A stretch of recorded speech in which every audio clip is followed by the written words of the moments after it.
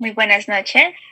Hoy le vamos a hablar sobre el parásito Dictyocalulus viviparus, que es el causante de la enfermedad de dictiocalulosis bovina. Es presentado por María Alejandra Jiménez Mena y César Joan Ortiz Vallecilla. Bueno, este parásito es vulgarmente conocido como gusano grande del pulmón. Este parásito afecta principalmente a los bovinos y se da en todo el mundo, en los cuales tienen un clima templado o frío. La infección con este nematodo recibe el nombre de dictyocalulosis, verminosis pulmonar o bronquiotis verminosa. Bueno, este nematodo no afecta ni a perros ni a gatos.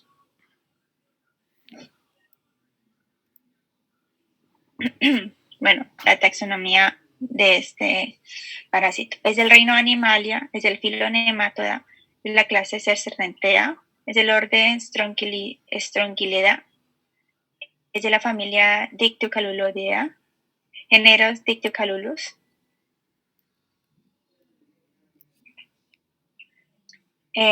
Bueno, Dictyocalulosis bovina.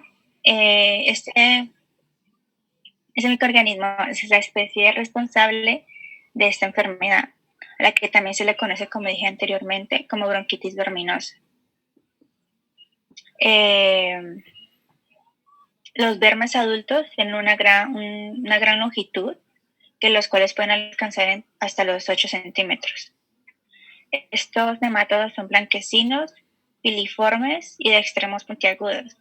Pues esa circunstancia, junto con su localización, tiene gran valor a la hora de poder realizar su identificación. Este nematodo afecta principalmente animales, a los bovinos, entre los 6 a los 24 meses, causándoles afecciones respiratorias y da una baja en la productividad. Los parásitos adultos se localizan principalmente en los bronquios y en la tráquea. Los órganos los cuales son como más predilectos de este parásito son la tráquea, los bronquios y los bronquiolos. Además, las larvas pueden migrar también al intestino, en los ganglios linfáticos, en el conducto torácico, en la vena yugular y en el corazón. Bueno, aquí como podemos ver en la imagen, pues el macho mide entre 17 a 50 milímetros, la hembra mide entre 23 y 80 milímetros y los huevos embrionados son excretados al medio ambiente por el medio de las heces. Bueno, aquí vemos la larva, la cual se puede ver por el método de Berman.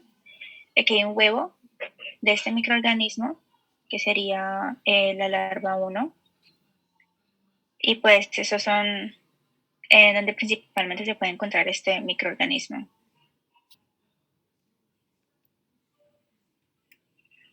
Bueno, pasamos al ciclo de infección. Bueno, este nematodo tiene un ciclo biológico directo y la infección comienza con la ingestión de la larva 3, L3, al momento en que la vaca o el bovino ingiere el pasto.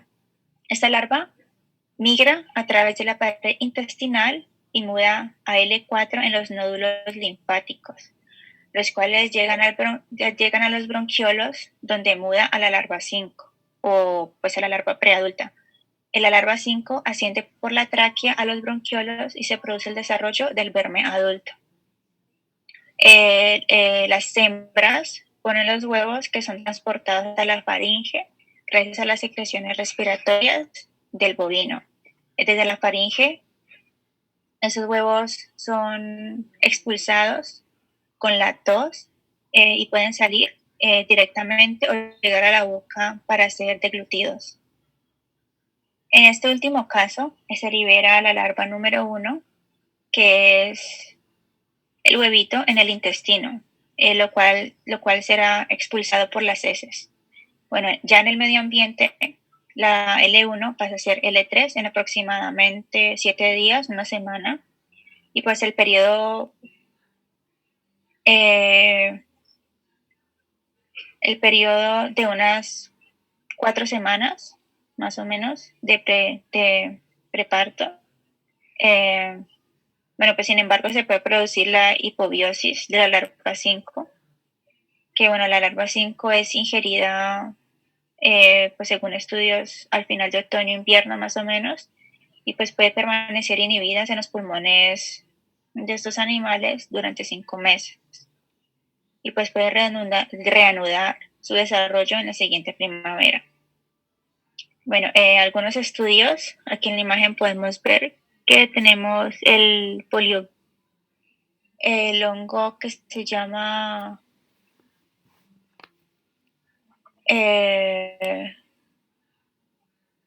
bueno, es una especie de psicomicete que según estudios eh, desempeña un papel en la diseminación de las larvas de este microorganismo. Y pues gracias a estos hongos, pues ellos crecen en el estiércol y se adhieren a las larvas.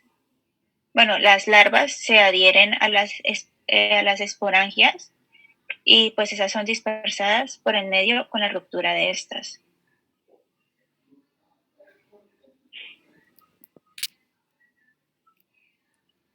Bueno, ahora pasamos a lo que es la epidemiología. Al transmitirse de un parásito que confiere una elevada inmunidad, la enfermedad tiene especial relevancia en animales jóvenes, sobre todo cuando son introducidos por primera vez a pastar. En zonas endémicas, los animales adultos poseen una fuerte resistencia adquirida. En las zonas endémicas de clima templado, con abundante pluviosidad, o sea, con incidencia mucho de lluvias, y pastos permanentes, es posible que se produzcan contagios durante todo el año, fenómeno que se explica por alguna de las siguientes circunstancias. Ya sea por el contagio a partir de L3, capaces de invernar en el pasto. En este fenómeno se piensa que también pueden intervenir hospedadores y transporte como lombrices de tierra o escarabajos, entre otros insectos, o ya sea por contagio a partir de animales portadores, en los que el parásito puede permanecer como estado adulto o bien como larva hipobiótica. Otros aspectos epidemiológicos importantes a tener en cuenta es el papel que juega en la diseminación de las larvas infectantes el hongo pilóbulos. Perdón. La dispersión de las larvas mediante este hongo es más importante que el propio desplazamiento de las larvas, sobre todo si se acompaña de un viento suave. Dicho hongo crece fácilmente sobre las heces bovinas y está plenamente desarrollado a la semana, coincidiendo con el desarrollo de la L3. O sea, es un conducto aerobio por el cual los bovinos pueden adquirir este parásito. Ya pasando a lo que tiene que ver la patología, se dice que la acción patógena de Viviparus se debe inicialmente a las migraciones larvarias, pero se completa especialmente con la presencia de los nemátodos adultos con el tracto respiratorio.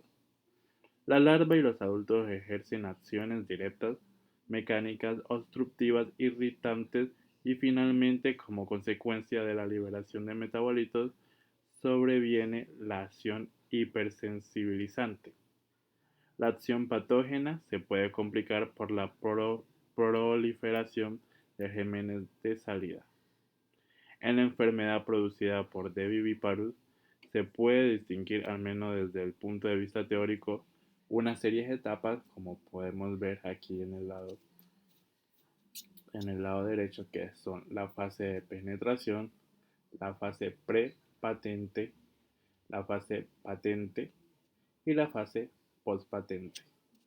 Hablando un poquito sobre todas estas cuatro fases, tenemos que la fase de penetración es la primera semana después del contagio, que coincide con la muda en ganglios linfáticos y la migración hacia el pulmón. No se producen aún lesiones en estos órganos, así que prácticamente puede pasar desapercibida. Ya en la fase prepatente, durante las 3 semanas siguientes, esta fase se inicia con el paso de las L4 por los alvéolos. A continuación se desplazan hasta los bronquiolos, donde se desarrolla una última muda. El paso hacia los alvéolos determina una alveolitis, en la que se produce un infiltrado celular y eusado que pueden evolucionar formando cepas alianas. Como para tener un poquito más de referencia de cuál es la gravedad del daño, tenemos que tener en cuenta que en los alvéolos es donde sucede el intercambio gaseoso, donde se libera el dióxido de carbono que sale y entra el oxígeno. Y pues las mudas en los bronquiolos originan también un exudado en lo que pueden apreciarse, en el que pueden apreciarse adultos inmaduros. Cuando el número es muy elevado, pueden originar incluso a la muerte de los animales afectados o bien producir alteraciones respiratorias como efisema y además infecciones pulmonares en los bovinos, toca aclarar. Ya en la fase patente, que es ya desde el mes 1 al 2 de la infección, coincide con la presencia de vermes adultos en la luz de los bronquios. Estos van a ser responsables de dos tipos de alteraciones, que una es en los bronquios aparece unos mocus blanquecinos, una hiperplasia del epitelio bronquial y un infiltrado de células inflamatorias, especialmente eosinófilos. Y en la segunda etapa también se produce una neumonía de origen parasitaria causada aspiración de huevos y la L1. Estos elementos se comportan como cuerpos extraños y provocan una rápida reacción orgánica en forma de infiltrado, rico en polimorfonucleares, macrófagos y células gigantes. Según la gravedad de la infección, puede aparecer distintos grados de efisema intersticial y edema. Y ya pasando a la última fase, que es la postpatente, que ya es desde los 2 meses a los 3 de la infección. Esta fase se caracteriza de los animales no tratados que han sido capaces de eliminar al parásito. Las manifestaciones clínicas van cediendo progresivamente, pero los bronquios están aún alterados.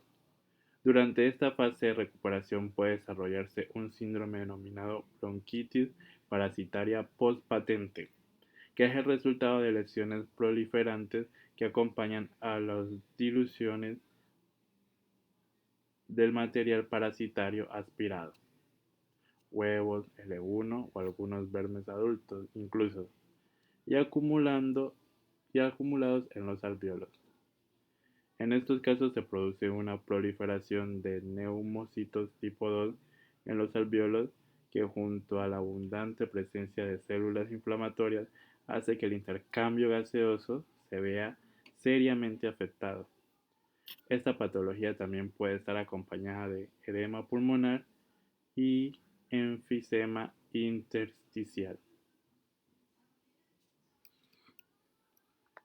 Ya pasando a la parte diagnóstica, durante el periodo prepatente del diagnóstico debe basarse en la sintomatología y en datos epidemiológicos tales como el periodo del año en que se producen los brotes y la existencia de pastoreo previo. Cuando la infección se hace patente, el diagnóstico se realiza mediante técnicas coprológicas encaminadas a la detección de L1.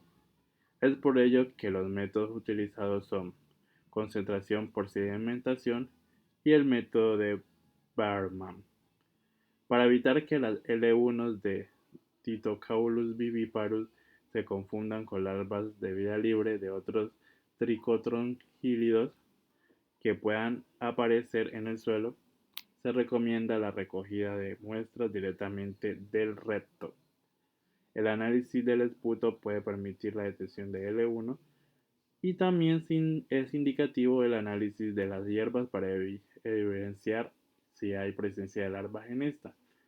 En la necropsia, las observaciones de las lesiones y de los parásitos adultos son suficientes para diagnosticar la enfermedad. Por último, también se han empleado métodos inmunológicos como IF, HAI, FC y pues la prueba ELISA.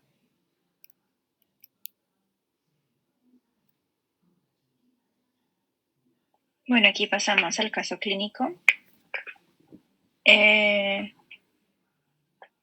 los 30 animales involucrados provenían de un establecimiento situado aproximadamente a 8 kilómetros de distancia en el partido del general Villegas y han ingresado 40 días antes y pues según el estado de preñez de la vaca se habían repartido en los ruedos de vacas vacías. El preparto y ordeño del establecimiento. La alimentación era a base de pastura y recibían también silo de maíz. El caso se presentó durante el mes de julio del 2017 en el lote de vacas preñadas en Holanda. En el estudio se utilizaron 330 vacas en la localidad de Florentino. Los síntomas que presentaban los bovinos eran tos, disnea, adinamia, marcada pérdida de la condición corporal y disminución de la producción de leche. Se inició en 2 vacas que fueron tratadas inmediatamente con oxitetraciclina y antiinflamatorios no esteroides. Pero pues no hubo ninguna respuesta al tratamiento y pues estas vaquitas murieron. El cuadro se desarrolló en las vacas paridas, en el rodeo donde las ordeñan, y se vieron afectados 9 animales, los cuales ingresaron. Ya en lo que tiene que ver con la necropsia que se le aplicó a las vacas que murieron, pues aquí en la necropsia se observó enfisema, congestión pulmonar generalizada y presencia de T. viviparus, adulto en bronquios y bronquiolos. Por medio del método anteriormente descrito, el Berman, se observaron larvas 1 de viviparus en las muestras de las afectadas. No fue posible observar larvas en otro lote de vaquillonas que no presentaran síntomas. Se realizó la necropsia de una de las vacas y se tomaron muestras de materia fecal de las afectadas y de un lote de vaquillonas sin síntomas. No fue posible conseguir información cierta de cómo había sido el control antiparasitario de los animales en el establecimiento de origen. Los datos climáticos fueron tomados de la estación meteorológica de la EEA General Villegas cercana al establecimiento. Todos los animales desparasitados se recuperaron y no sufrieron secuelas. El hecho de que los animales se apartaran en otro lote pudo haber contribuido favorablemente, evitando la difusión en las enfermedades de las vacas susceptibles y al mismo tiempo evitó posible reinfección luego del tratamiento con ricobendazol, que tiene menor persistencia.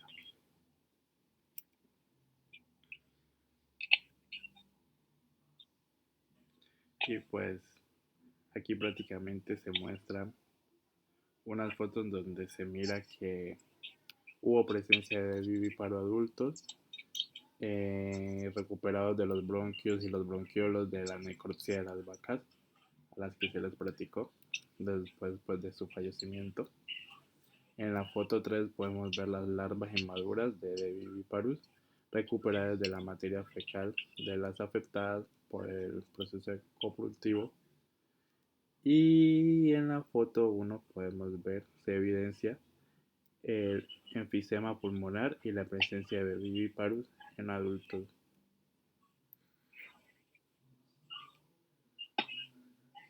Bueno, los 7 animales con síntomas fueron tratados con ricomendazol, un 15%, antihistamínico y oxitetraciclina. Y pues otras vacas, las cuales no tenían síntomas, pero están en el mismo grupo, las vacas que estaban con síntomas, fueron tratadas con doramectina al 1% y antihistamínico y antibióticos.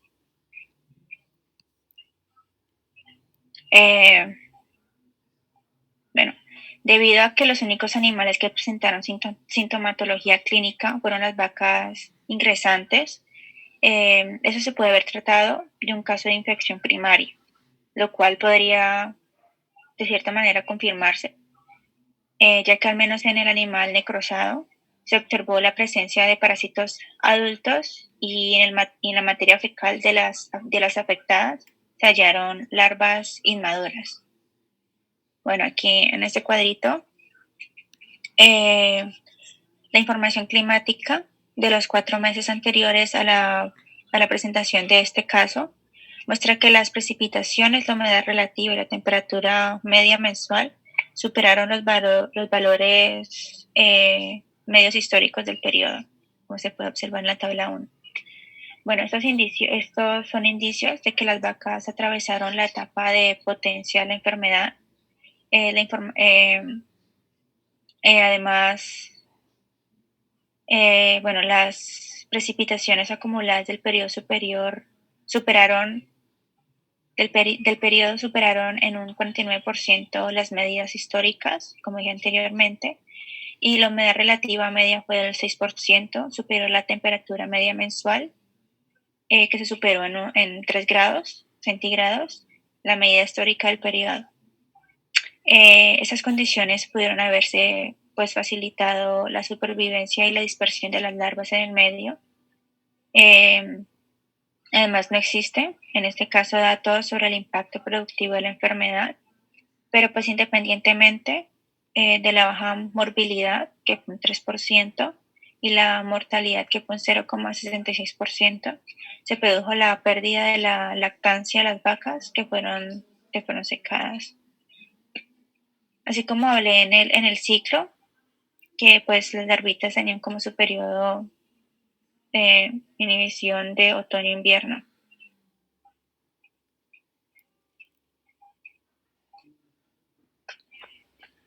Y en lo que tiene que ver con el tratamiento de la titiocaulosis bovina, se han demostrado muy eficaces una serie de antibióticos, mejor dicho, de antihelmínticos, como lo son el levamisol, la benzimidazoles y la invermectina. Para alcanzar una mayor eficacia a dicho tratamiento, independientemente del producto utilizado, ha de instaurarse lo antes posible a fin de evitar que se produzca el menor número de reacciones en el pulmón y que por tanto la enfermedad se resuelva rápidamente y con las menores complicaciones posibles. En algunos casos es posible observar manifestaciones clínicas después del tratamiento o fenómeno del que no se sabe de forma exacta su origen, aunque se piensa que puede ser el resultado de un proceso similar al que acontece en el síndrome del postpatente de la titiocaulosis. Dependiendo de la carga parasitaria que tengan los animales tratados, el manejo de los mismos puede variar, así cuando la carga es baja.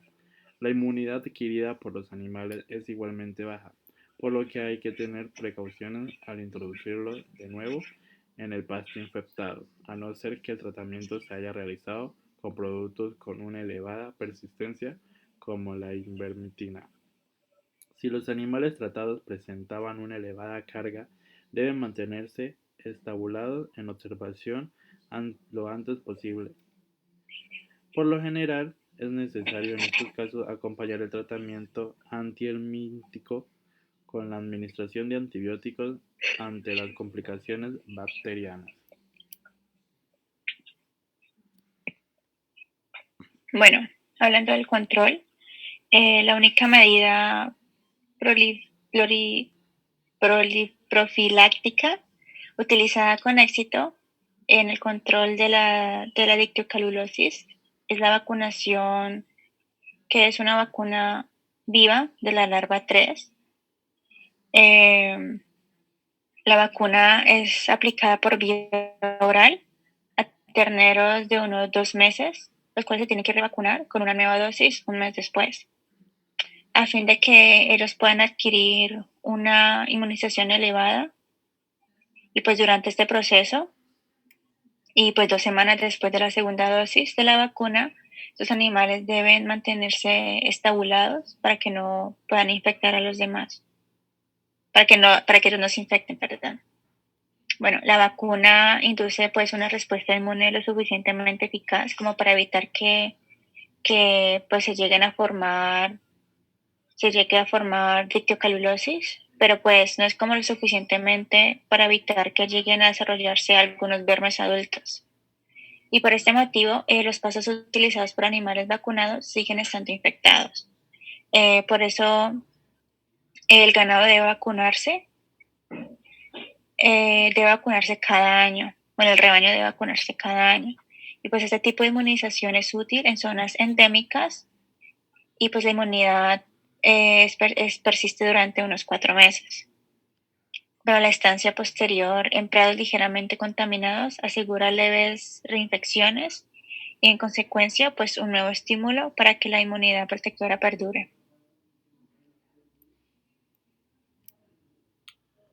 Y en lo que tiene que ver con el síndrome de reinfección, con ese nombre se conoce el proceso que sufren algunos animales adultos y por tanto con una fuerte inmunidad adquirida frente al de vivíparos, cuando se reinfecta con un número muy elevado de larvas 3. Esa elevada respuesta inmune es capaz de eliminar los parásitos antes de que alcancen el estado adulto, pero a costa de una importante proliferación de células linforeticulares. Estas células rodean a las larvas y originan obstrucciones en bronquiolos de pequeño calibre. En última instancia, puede desarrollar nódulos macroscópicos de 5 milímetros de diámetro aproximadamente, de una coloración grisácea verdosa. El síndrome se acompaña de tos y taquipnea moderada, síntomas los que ya la mayoría de los casos el animal se recupera sin ningún tipo de complicación. Muchas gracias.